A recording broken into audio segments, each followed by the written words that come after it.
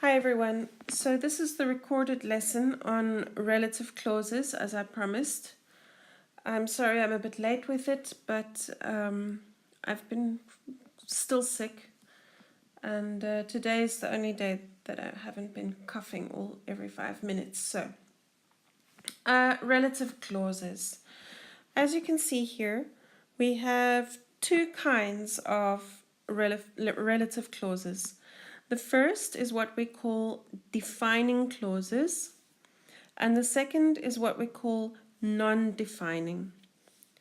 Now, I'm going to go into an explanation of what they are, and then I'll do some example sentences so that you can see what they are and what the difference is. So, defining clauses, it's important to remember that they give us essential information so that we can know what someone is talking about. A defining clause has the characteristic of if you take the relative defining clause out of the sentence will no longer make sense. So let's have a look. All right, so here is an example. The guy who lives next door is a naval officer, right? Notice that there are no commas in this sentence at all. It's one long running sentence without any pauses or commas. Now, the guy who lives next door is a naval officer. The relative clause is this who lives next door, right? That's the relative clause. So notice that we use what we call a relative pronoun to introduce the relative clause. So it'll be who, which, or that, usually. There are others too, like whose and whom and so on, but I'm not going to go into that because I don't think you need that for this exam, and I don't want it to be too confusing and complicated for you. So, the guy who lives next door is a naval officer. Now, the thing you've got to remember about defining clauses is that if you take this away, the relative clause, then what remains of the sentence would make no sense. Would make no sense, right? The guy is a naval officer. Which guy? What guy are we talking about? So relative clauses answer questions like, which one? Right? What are we talking about? So if you have a sentence where you don't know which person or which thing the person is talking about, then it is short of a defining relative clause. Okay, let's move on to non-defining. Non-defining clauses are similar in their function to adjectives in a sentence. Just like an adjective tells you more about a subject, for example, a red car. Not just a car, but a car whose color is red, right? Just as they are similar in function, to adjectives. So they give us extra, and this is critical, non-essential information. They are descriptive, and they are inserted into a sentence with commas. So it's easy to recognize the difference between a defining clause and a non-defining clause. All you need to do is look for the commas. If there are commas, it's a non-defining clause. If there aren't, it's a defining clause. So, my friend John, who works on the Emma Maersk, there's your relative clause, has been at sea for 6 weeks. My friend John, who works on the Emma Maersk, has been at sea for 6 weeks. So it tells you more about the friend John. Aside from the fact that he's been at sea for 6 weeks, we now know that he also works on the Emma, so we can presume that he's been on the Emma for 6 weeks. Now, if you take the relative clause out of here and you read the sentence on its own, without the clause, my friend John has been at sea for 6 weeks. You'll see that it makes perfect sense, right? That's extra non-essential information that we're giving to tell someone more about our subject. So this is not that difficult.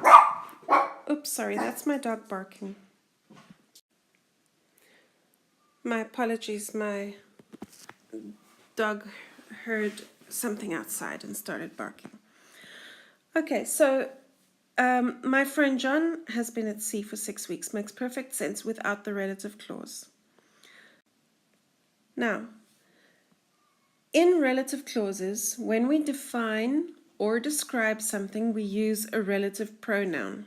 You will have noticed that we used who in both sentences from the previous examples, right?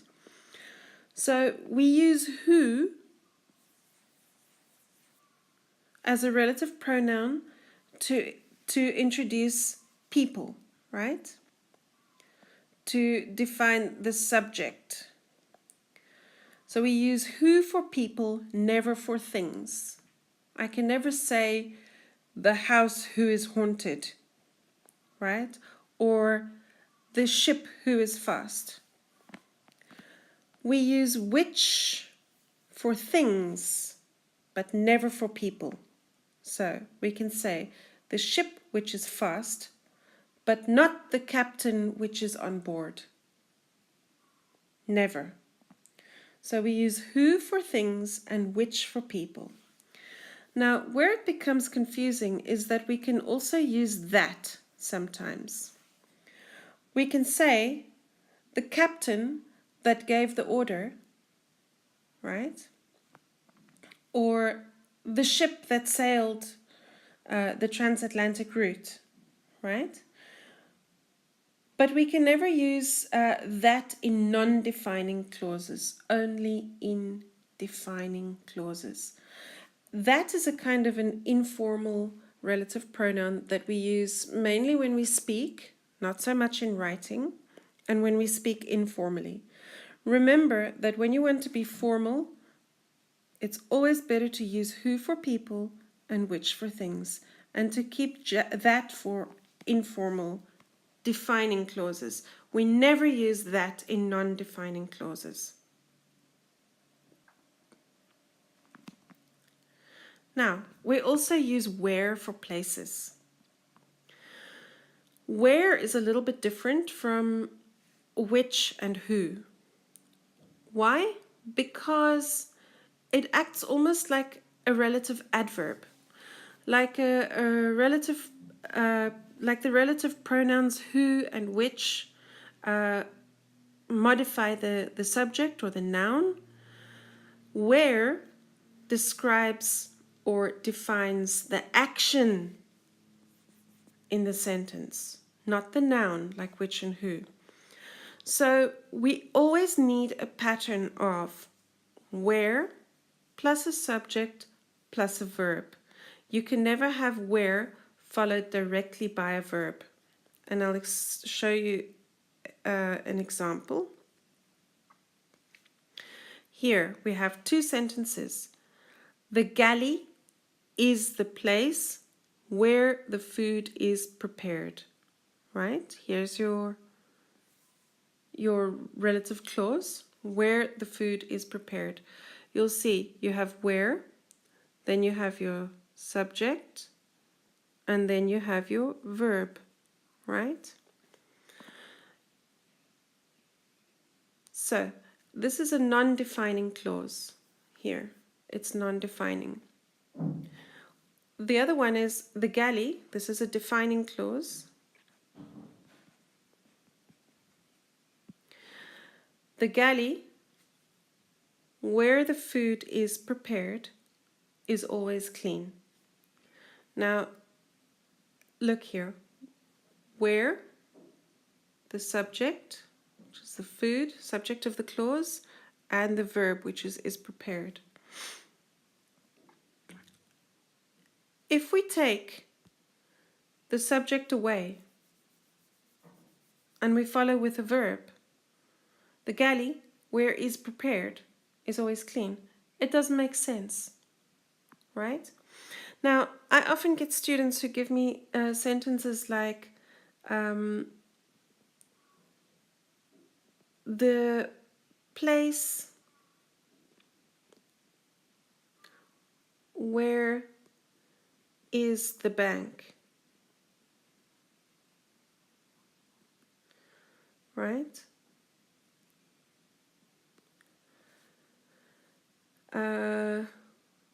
The place where is the bank is far. This is a typical mistake because people learn that the relative pronoun who, whose, which, that, and so on is usually followed by a verb because it modifies the noun. They get confused with where. You have to remember that here you have to change the word order so that your subject comes directly after where. So the place, right, where the bank is, and then you'll put in a comma, is far. The place where the bank is far. Okay, so now I want to move on and start reading about ports because there's a little section on relative pronouns in there, and then we will do some exercises. What are ports? Ports are places where there are facilities for berthing and anchoring ships and where there is handling equipment to handle cargo transfer from ships to shore, shore to ships, or ships to ships. What are the characteristics and functions of a port? The first one is that we have ports as operating systems. They are places that handle ships and cargoes with operational efficiency. Ports as economic units. They are places that handle ships and cargoes within an economically efficient framework. Ports as administrative units. They are places that handle ships and cargoes within an efficient administrative framework. Ports are a vital part of the transport infrastructure. What this means, getting away from relative pronouns just for a minute, is that ports have essentially three functions. First of all, they always have to be efficient within all of those three functions. So first of all, they are operating systems. We're talking here about the physical handling of ships and cargoes. So the quayside cranes, stevedoring, and so on. Then we have to remember that ports are a business. They are economic units. And they have to do so while making profit. Ports have to turn a profit too because they are essentially a business. And then, of course, there are lots of administrative functions in a port, like customs clearance, taxation, and etc., etc. Ports are a vital part of the transport infrastructure. The important functions of ports include, oh dear, I need to move to the next page here. Acting as nodes for linking with other inland transport modes such as highways, railways, and inland waterway systems. So there are linkages, right? Nodes. Nodes mean points that link together, points at which things connect. So ports connect other systems like our highways for trucking, railways for trains, and inland waterways, rivers, and so on. They're acting not only as gateways for trade, but also attracting banks and insurance agents, as well as other industrial activities. So ports are places where the initial trade enters a country. And they also attract banks and insurance agents, well, because of all the high-tech equipment and very valuable cargoes and things that are handled in ports, and the fact that ships are high value equipment too. The United Nations Conference on Trade and Development defined ports in terms of generations, right? So they looked at ports historically, and they classified 3 generations of ports. Of course, some ports are still stuck in the first generation kind of operational, especially in third world countries. Some ports are still in first generation activities, some are in second generation, and then of course we are very modern ports like Singapore and so on are third generation ports. But generally, first generation ports means this. Until 1960, ports played a simple role as the link between sea and inland transport systems. The main activities in the port region were cargo handling and cargo storage. Thus, the only focus of port development was investment in port facilities for ship and cargo handling, whereas adoption of technology was largely neglected. Second generation ports. The second generation ports were those built between 1960 and 1980. The activities in ports were expanded to value-added services ranging from packaging and labeling to physical distribution. Players in the port communities, including ocean carriers and freight forwarders, had begun to realize the importance of customer service and of keeping up a long-term relationship with customers. Third generation ports are what we have in most modern developed countries today. And it means this. From 1980 onwards, container transport developed quickly, and the growth of an intermodal transport system emerged.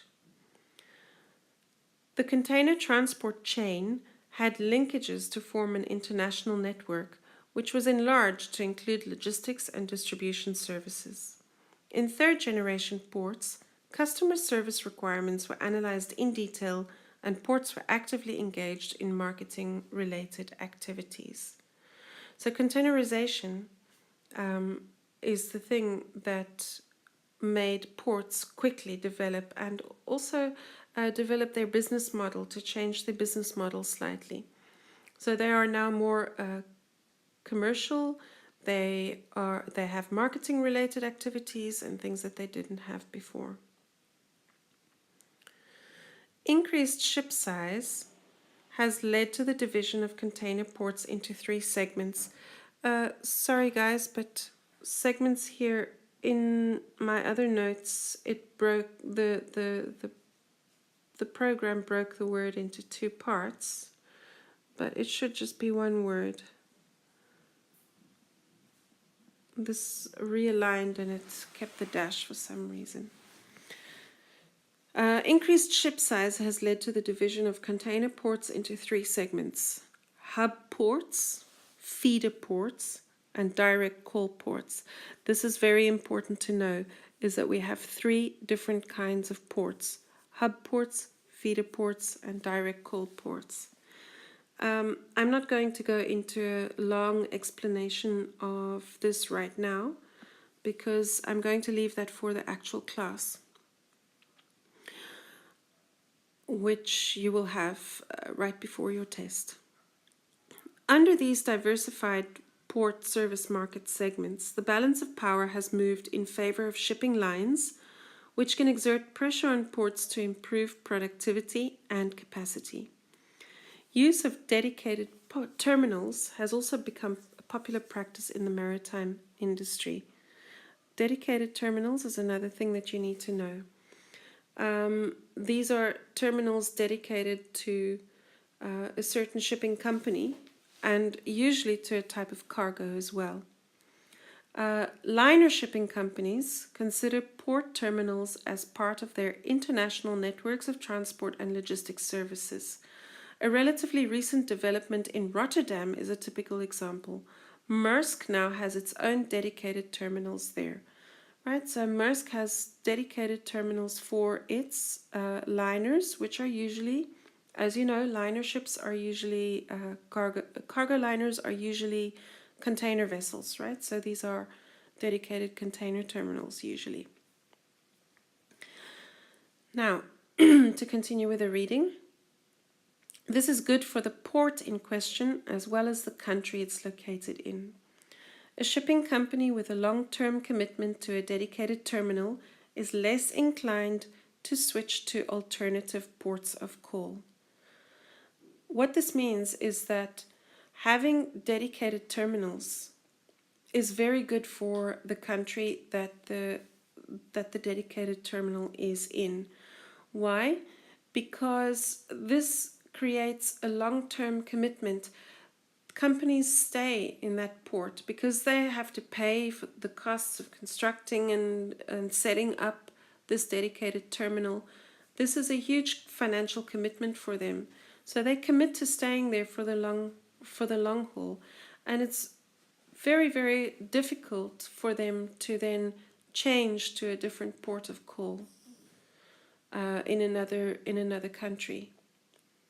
So this is economically, this is good because it always brings in a steady stream of money or revenue for the country. Continuing on with the reading. For port authorities, dedicated terminals can be used to encourage the development of port facilities and to bind shipping companies to port terminals. Dedicated terminals provide opportunities for port authorities to push for more investment in ports. Okay, I'm just going to look at the first question here. The underlined relative clauses in the first two paragraphs. First of all, what kinds of clauses were they? Were they defining or non-defining? If you look back, you'll see that they were defining clauses.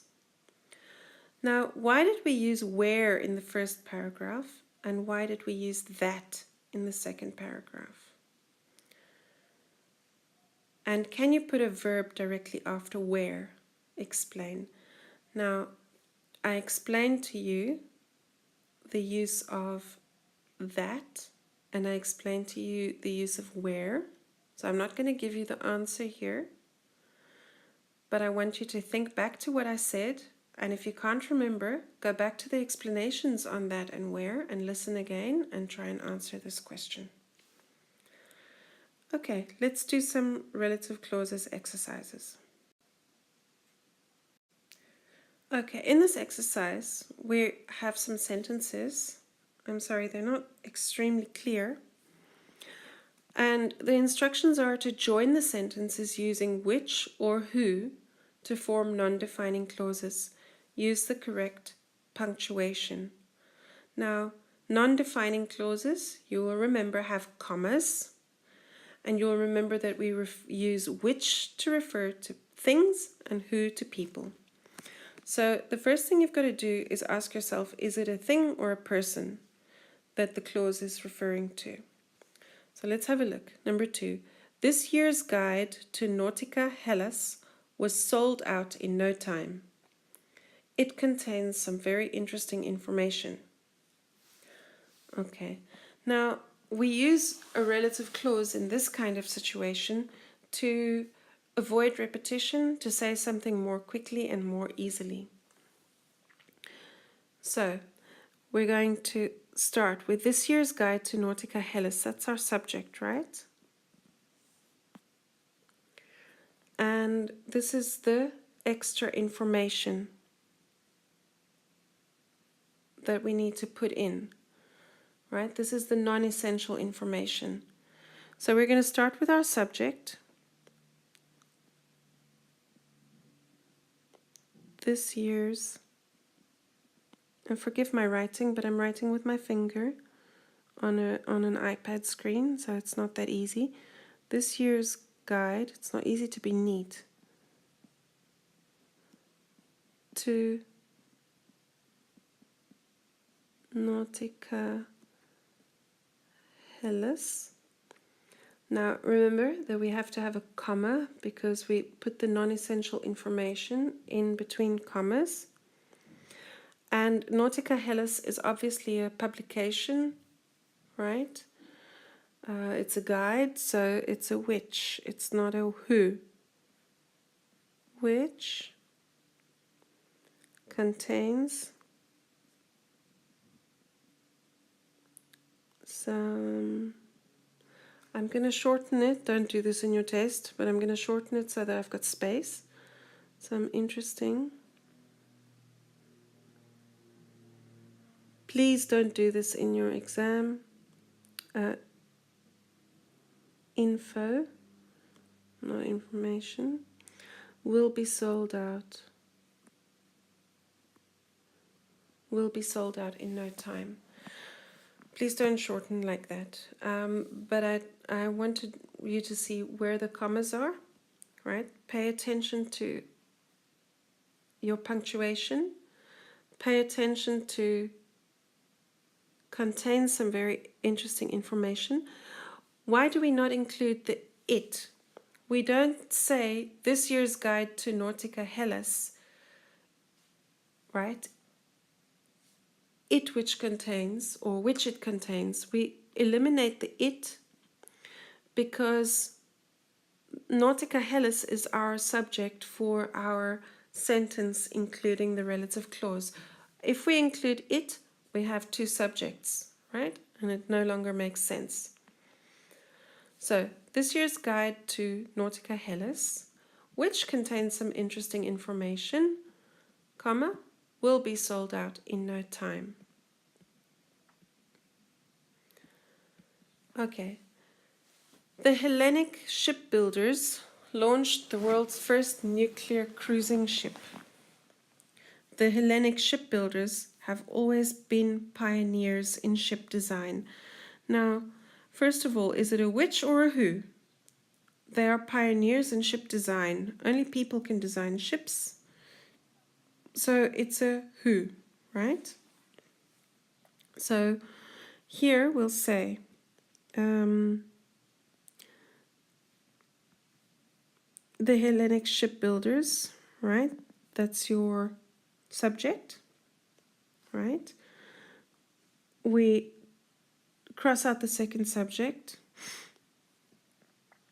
Our non-essential information, our extra information that's going to go into the relative clause is that.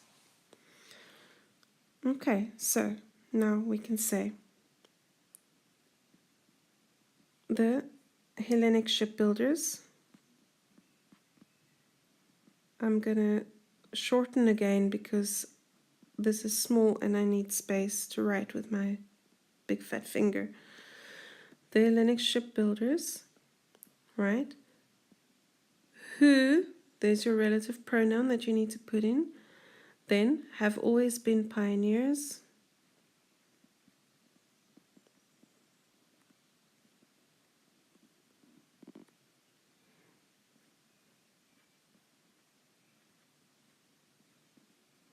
In ship design, comma, launched. Now you just use the remainder of that sentence. Launched the world's first nuclear cruising ship. Okay? I think you get the idea from that. You can do the rest of the sentences by yourself.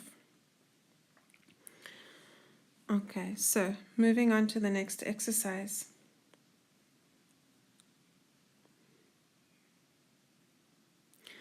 Here we have defining clauses.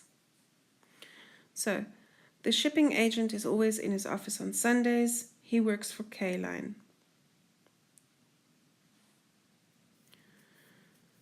There are many tourists on the cruise liner. They need special care because they're elderly. So, here, tourists are who? So, you can say, there are many tourists on the cruise liner who need special care,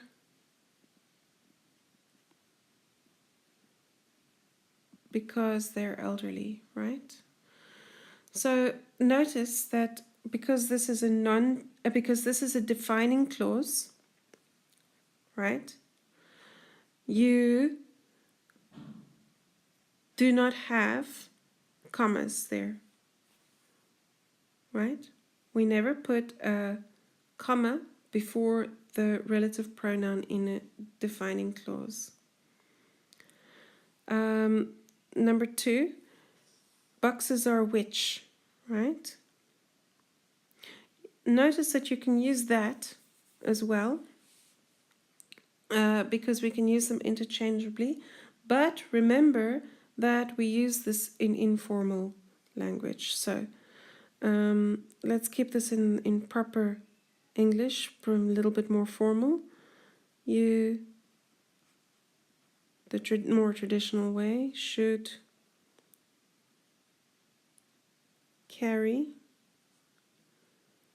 the boxes.